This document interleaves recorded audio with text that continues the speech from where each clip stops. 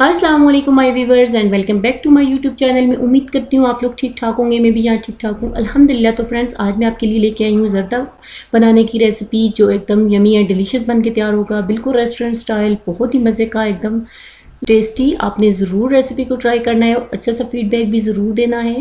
Hopefully आपको recipe अच्छी लगे।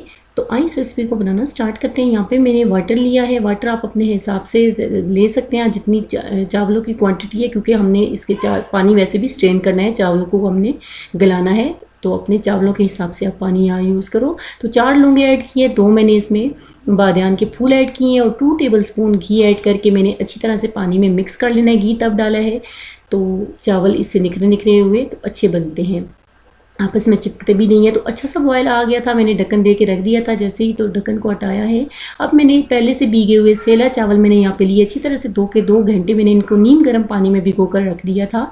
अगर आप भी नीम गर्म पानी में रख रहे हो तो मैक्सिमम इनको 2 घंटे के लिए भिगो कर रखो। अगर आप ठंडे पानी में भिगो रहे हो तो फिर 3 से 4 घंटे के लिए आपको भिगोना पड़ेगा। भिगोने से चावल एक तो जल्दी कुक हो जाते हैं, दूसरा ये अच्छे बन के तैयार होते हैं। अच्छी तरह से मिक्स करने के बाद यहाँ पे फ्रेंड्स में हाफ़ टी स्पून के बराबर इसमें नमक भी ऐड किया था, लेकिन वो क्लिप में थोड़ा डालना भूल गई, आई थिंक नहीं डाल सकी। तो इट्स ओके, कोई बात नहीं है। मैं अब इसका ढक्कन लगा दिया है ताकि चावलों में अच्छी तरह बॉयल आ जाए। यहाँ पे अच्छी तरह से चावल में बॉयल आ गया है।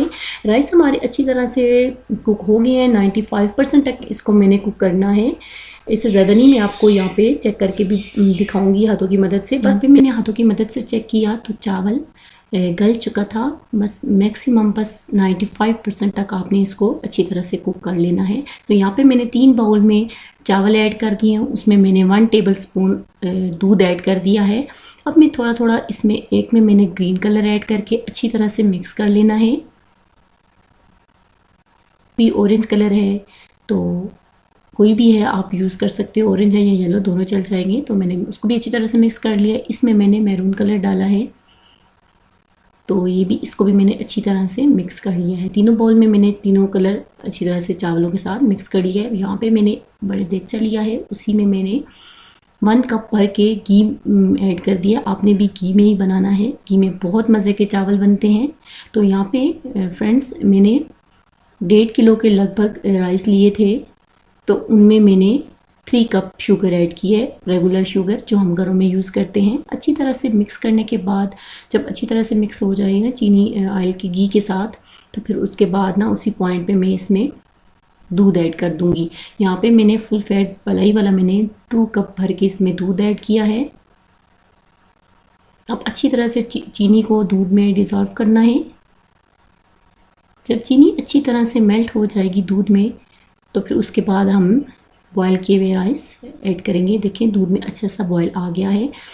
तो यहाँ पे जो मैंने चावल बॉयल किए थे उनका पानी बिल्कुल मैंने स्ट्रेन कर दिया है। तो अब इसमें मैंने ऐड कर दिए हैं, अच्छी तरह से मिक्स कर लूँगी। दूध इसलिए हमने थोड़ा ज़्यादा क्वांटिटी में डाला है क्योंकि मैंने राइस 95% कुक किए हैं। थोड़ी बहुत जो इसमें कसर वगैरह रहेगी तो वो यहाँ पे कंप्लीट हो जाए। तो यहाँ पे मैंने तीनों कलर ऐड कर दिए हैं, एक ग्रीन और मैरून और ऑरेंज, तीनों कलर। अब इसके ऊपर मैंने बस रफली कटा हुआ ये जो नारियल था वो ऐड कर दिया है। थोड़े से काजू बादाम थे, किशमिश थी, बस सभी ड्राई फ्रूट्स आपके पास जो भी अवेलेबल हों घर पे आप यूज़ कर सकते हो। ज़रूरी नहीं है किशमिश काजू और बादाम हो, पिस्ता भी हो।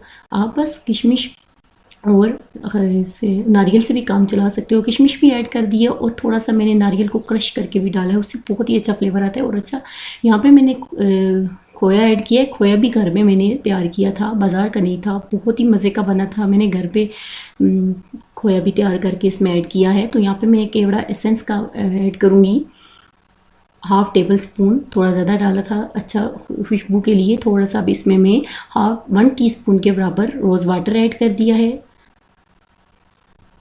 बस अब इसको मैं दम दे दूंगी मैक्सिमम 12 से 13 मिनट के लिए, बस इतना ही।